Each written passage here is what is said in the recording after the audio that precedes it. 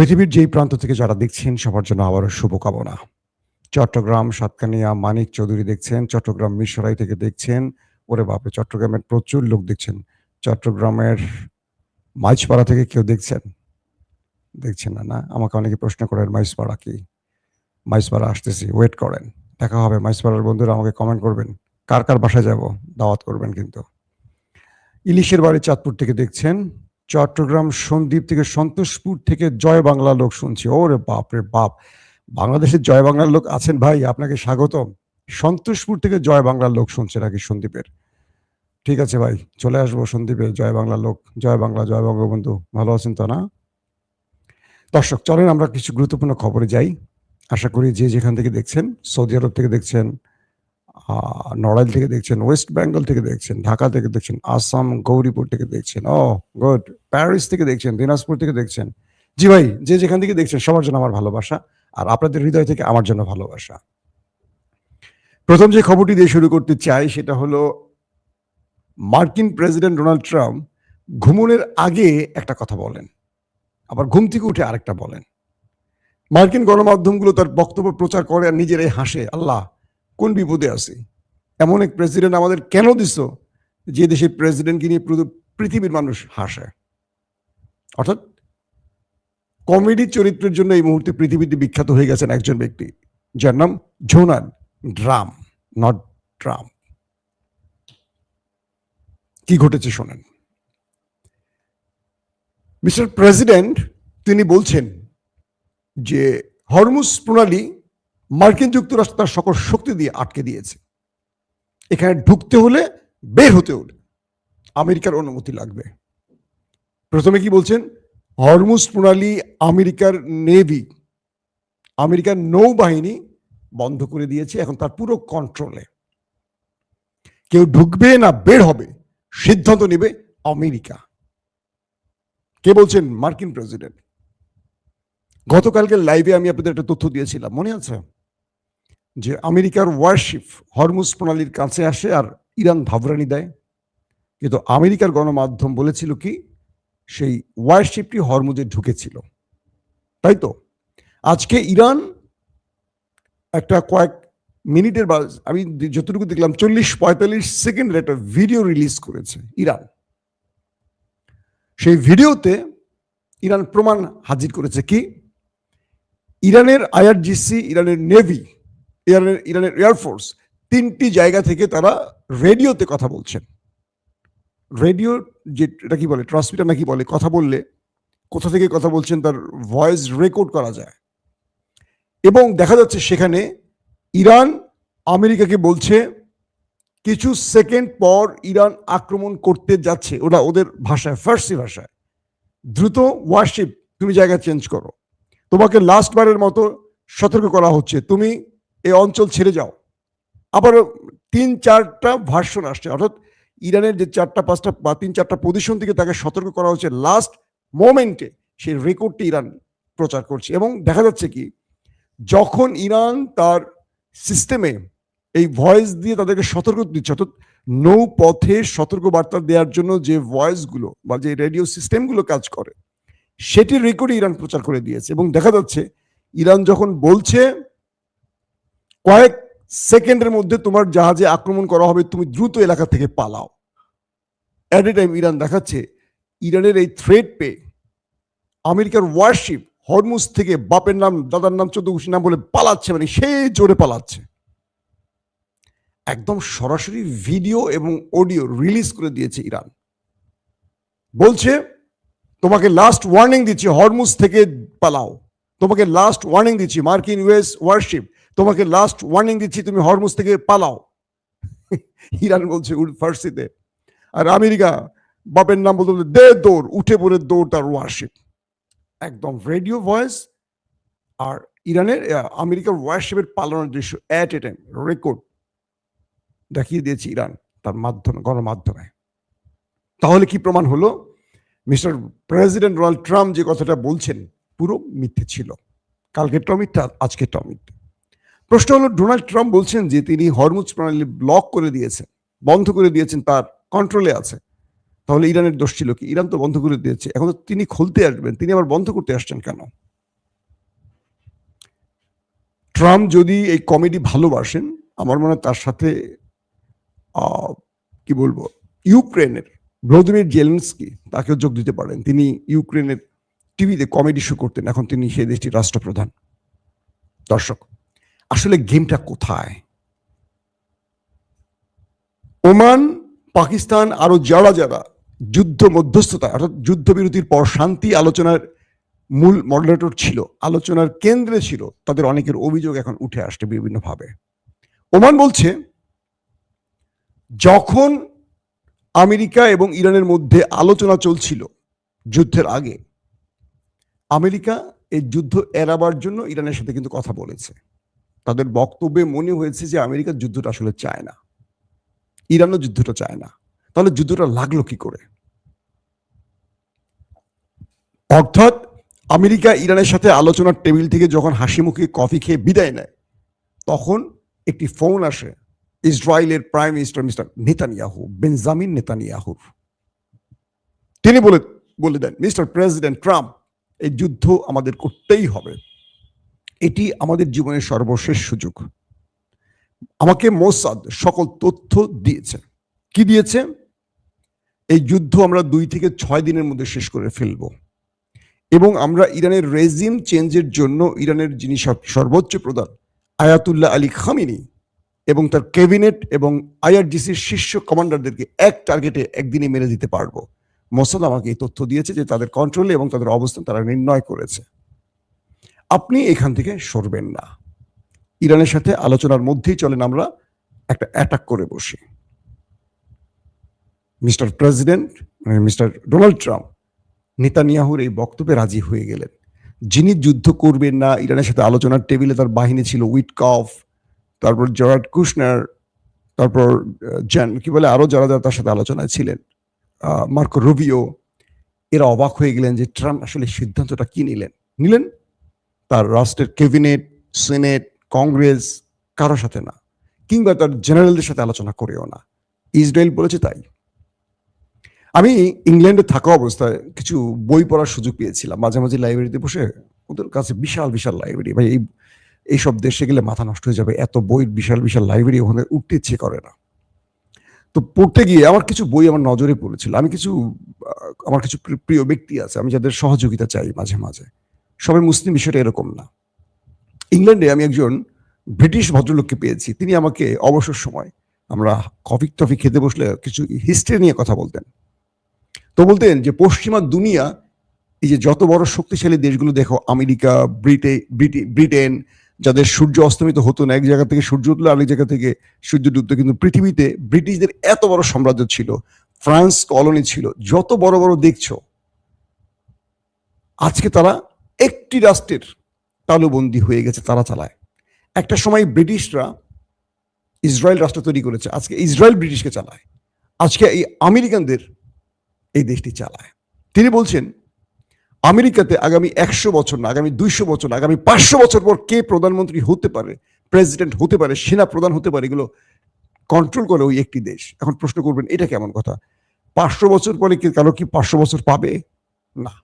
অর্থাৎ এমন একটি জুইশ সিস্টেম নেটওয়ার্ক তৈরি করা হয়েছে, তার বক্তব্য যে ধারাবাহিকভাবে ওদের অনেক কাউন্সিল, অনেক ভিতরে আমেরিকার মধ্যে, ব্রিটেনের মধ্যে বা ইউরোপের মধ্যে প্রচুর সংগঠন আছে, বিভিন্ন সেবামূলক নাম দিয়ে, কিন্তু এটা ওদের অর্গানাইজেশন, ওদের অর্থায়নে চলে।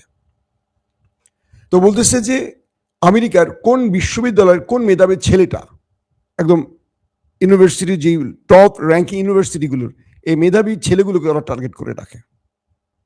সবচেয়ে পলিটিশিয়ান, মানে পলিটিক্সে যারা এগিয়ে আছে, ইয়াংদের, এদেরকে তালিকা থাকে, স্কুল লেভেল থেকে এদেরকে টার্গেট করা থাকে। কারা করে?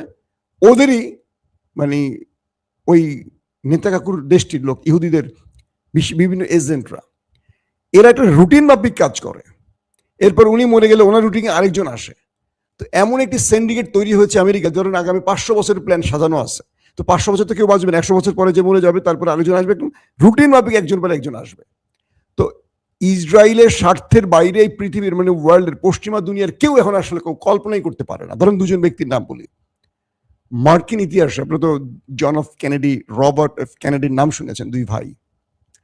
60-এর দশকে একজন জনপ্রিয় প্রেসিডেন্ট ছিলেন এই কেনেডি, জন এফ কেনেডি।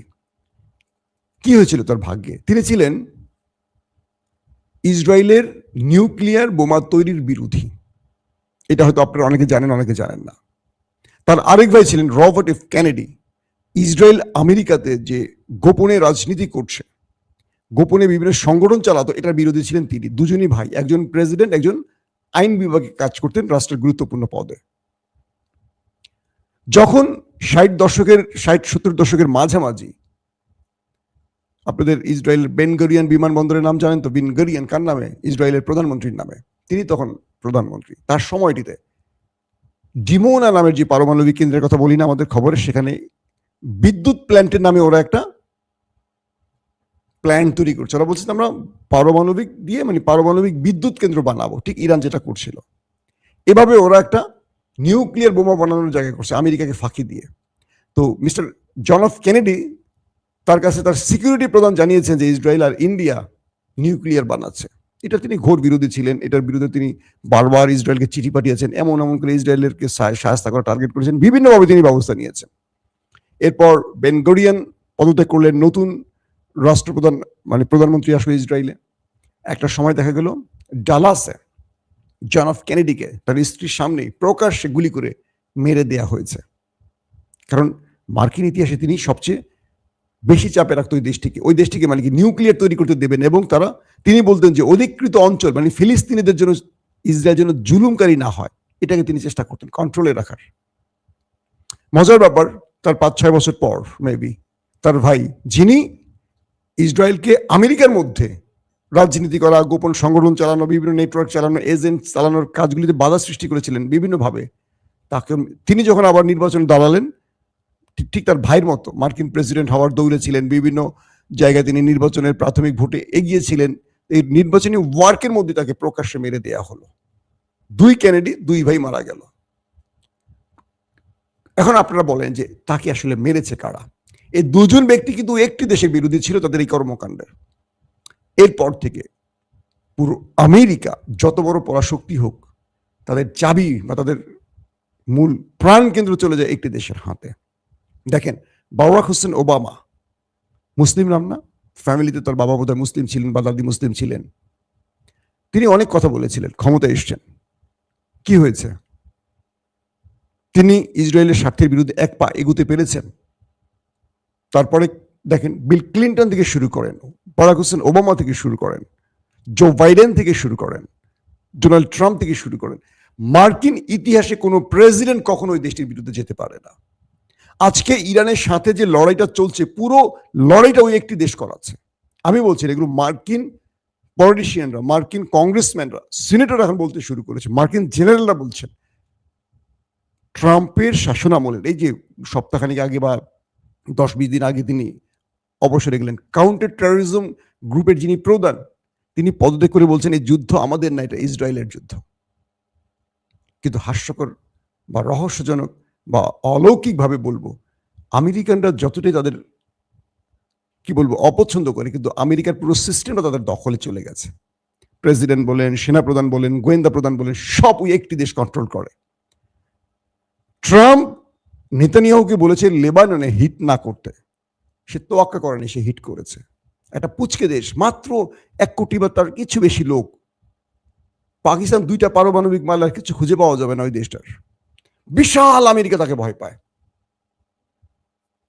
বাংলাদেশে আমি আপনাদের অনেক লাইভে কথাগুলো বলেছিলাম, 5th কলাম চলছে এখন। 5th কলাম কি বোঝেন? পুরো বাংলাদেশটার রন্ধে রন্ধে ঢুকে গেছে আমাদের প্রতিবেশী একটি দেশের এজেন্সি। এই এজেন্সিগুলো বাংলাদেশের মধ্যে, আপনারা হয়তো মনে করেন যে এটা মোসাদের লোক, এটা রয়ের লোক, এটা আইএসআই লোক, বিষয়টা এরকম না। আমি ধরেন রয়ের লোক, অমুকে ধরেন আইএসআই লোক, বাংলাদেশের লোক। 5th কলাম অর্থাৎ এইটা একটু বোঝার চেষ্টা করবেন যে ওরা আমাদের দেশে আমাদের লোকগুলোকে অর্থের বিনিময়ে কিনে ফেলে। ধরেন বাংলাদেশে এই মুহূর্তে কালচারাল অঙ্গনের সবচেয়ে ফেমাস মুখকে ধরেন মোশাররফ করিম, একটা উদাহরণ দিলাম, যদিও মোশাররফ করিম এই টাইপের লোক বলে মনে হন, তাকে সে কিনে ফেলবে। হানিফ সংকেত, আব্দুল নূর তুষার, এরা করে কি বাংলাদেশের সেলিব্রিটিদেরকে এইভাবে কিনে ফেলে, সে নাটক জগতের হোক, টকশো জগতের হোক, খেলার জগতে হোক। যখন বাংলাদেশ কোনো সঠিক সিদ্ধান্ত নেবে, ধরেন বাংলাদেশ পাকিস্তানের সাথে একটা চুক্তি করবে, এই চুক্তিটা বাংলাদেশের খুব গুরুত্বপূর্ণ, এরা মাঠে নেমে যাবে, এদেরকে নামিয়ে দেবে কি ইন্ডিয়া। ইন্ডিয়া টাকা দিবে, ইন্ডিয়া তাদেরকে পালে। এটা হলো 5th কলাম। এরা সেলিব্রিটি হিসেবে নেমে যাবে, মানুষকে বোঝাবে সরকারের বিরুদ্ধে। এই সরকারের সিদ্ধান্তটা পাকিস্তানের সাথে নিচ্ছে, এটা দেশের বিরুদ্ধে। তো এই নেটওয়ার্ক, যেমন আব্দুল তুষারের বক্তব্য দেখবেন পুরোপুরি ফিফথ কলামের লোক, উনি কিন্তু পুরোপুরি ফিফথ কলামকে মেনটেন করে বাংলাদেশে র, আর তাকে অর্থায়ন করে মোসাদ, এবং মানে ইন্ডিয়া এবং ইসরায়েল কোলাবোরেশন এই কাজগুলো করে। তো বাংলাদেশে আপনারা অনেকে অনেক কিছু বোঝেন না, দেখা যায় সরকাররা ভালো সিদ্ধান্ত নিচ্ছে, তুম করে মিছিল শুরু করে দেন, মনে করেন আরে আল্লাহ তো দেশের পক্ষে না, ওই র নামাই দিছে কাজগুলো। অনেক ইসলামী দলও ভুলে নেমে যায়, অনেক পীর সাহেবের গ্রুপও নেমে যায় ভুলে রয়ের হয়ে, তারা বোঝে না। এনএসআই বলে, ডিরেকশন দেয়, তারা মাঠে নেমে যায়। তো বাংলাদেশের ক্ষেত্রেও স্পেশাল জায়গাগুলোতে এই লোকগুলো বসে আছে, এদেরকে অর্থায়ন করে পালা হয়। তো ইরানের বিরুদ্ধে আমেরিকা এই লড়াইতে পায়নি কিছু, হরমুজকে নিয়ে এখন আবার উত্তপ্ত পরিবেশ তৈরি করছে। ইসরায়েল বলছে তারা এই যুদ্ধ আবার শুরু করবে, সেই প্রস্তুতি নিচ্ছে। মার্কিন যুক্তরাষ্ট্র কার্গো বিমান ভরে আবার মধ্যপ্রাচ্যে অস্ত্র সেনা আনা শুরু করেছে। এখন তিনি হরমুজ দখলে যাবেন, তার মানে পৃথিবী আরেকটা অনিশ্চিত যুদ্ধের দিকে যাচ্ছে। এখন আপনি বলেন, ট্রাম্প তিনি মূলত যুদ্ধবিরতিটা ঘটিয়েছে, যেটা বলা হচ্ছে যে তিনি হাতে কিছু সময় চেয়েছেন ইরানের ধোলাই থেকে বাঁচার জন্য, যেন ইরান এই সময়টা যুদ্ধবিরতির নাম দিয়ে একটু দূরে থাকবে, এই সময় তিনি তার কিছু ড্রাফট বা পজিশন চেঞ্জ করে আবার সাজিয়ে নেবে, সেই কাজটি হয়েছে। একটা প্রতারণা করেছে। ইরান বলছে যে আমার তো ট্রিগারে হাত আছে, তুমি যেখান থেকে শুরু করবে সেখান থেকে আমি শুরু করব, কি করতে চাও করো, তোমার সাথে আর যুদ্ধবিরতি হবে না। যদি তুমি যুদ্ধবিরতি করতে চাও, আমার শর্ত তোমার কাছে আছে, আমি তোমাকে নতুন আশ্বাস বিশ্বাস দেব না। হরমুজ ইরানের কন্ট্রোলেই থাকবে, তুমি যা করো করো। হরমুজ থেকে তোমার পশ্চিমা দুনিয়ার বা তোমার কি বলবো সুপার পাওয়ারের পরাজয় ঘটবে। তোমাকে হরমুজ ছাড় দেওয়া হবে না, তোমাকে গালফ ছাড়তে হবে। আমেরিকা এখন আসলে নতুন করে টেনশনে পড়ে গেছে, কারণ হরমুজ ইরানের কন্ট্রোল মানে এটা রাশিয়া চীনের কন্ট্রোল চলে যাবে। কারণ ইরান এখানে আরেকটি শর্ত জুড়ে দিয়েছে, আমি বলছি যে ডলার দিতে হবে ইরানকে, আর ইরান তার কারেন্সি দিবে তেলের জন্য। তার মানে ইরানের কারেন্সি ডলারকে বিট করে এখন তার কারেন্সির মান উন্নয়ন করবে, যেটা একেবারে তলানিতে পড়ে গেছে। তো ইরান যে ডাইনামিক পলিসিগুলো নিয়েছে, বা ইরানের ডক্টরেট করা পিএইচডি হোল্ডাররা যে রাষ্ট্র পরিচালনা করছে, তারা যে গেম দিচ্ছে ট্রাম্পকে, সে নাজিয়াল হয়ে গেছে। কিন্তু তার এন্টি গেম আবার দেওয়ার চেষ্টা করতেছে এখন মিস্টার নেতানিয়াহু, কারণ মাল তো ওই দেশগুলির মধ্যেই আছে। আমেরিকা তো পানি খায় রাতে শুয়ে থাকে, ট্রাম্পের মতো সকালে একটা বিকালে একটা বলে। তো এখন এই অবস্থা আবারও পৃথিবী অনিশ্চিত যুদ্ধের দিকে যাচ্ছে। এবার যুদ্ধে অনেকগুলো ফ্রন্ট এগিয়ে আসবে। ট্রাম্প বলছে আমার সাথে ন্যাটো বা ইউরোপ এবার এগিয়ে আসবে, আমাকে তারা কথা দিয়েছে, যদিও তাদের আমার লাগবে না, অনেক রকম কথা আসা শুরু করছে। আবার ইরানও তার মিত্রদেরকে বলছে এবার যদি তারা মিত্র বাড়ায়, তোমাদেরকে প্রকাশ্যে নামতে হবে, আর গোপনে নয়। আমার সহযোগিতা এবার গোপনে না, প্রকাশ্যে লাগবে, যখন আমি চাইব। আমরা আশা করব এই যুদ্ধটা আর ছড়াবে না, শান্তি আসুক। কিন্তু পরিবেশ পরিস্থিতি বলছে আমেরিকা কিচ্ছু করছে না, পুরো কন্ট্রোলটা করছে ওই একটি দেশ থেকে। প্রেসিডেন্ট কিচ্ছু করতে পারছে না, তার কোনো বক্তব্যই তার নিজের নয়, ওখান থেকে দিচ্ছে। তিনি বলছে, অবাক করার বিষয় না, মার্কিন যুক্তরাষ্ট্র পৃথিবীর নাম্বার 1 পরাশক্তিশালী দেশ, একটি ক্ষুদ্র দেশের কাছে নিজেকে কিভাবে সঁপে দিয়েছে ভাবা যায়। প্রত্যেকে ভালো থাকবেন, আল্লাহ হাফেজ। ওপেন দাইস মানে সত্যকে সত্য বলা, মিথ্যেকে মিথ্যে বলা। আমরা শোনা কথা নয়, চোখে যা দেখি তাই বলি।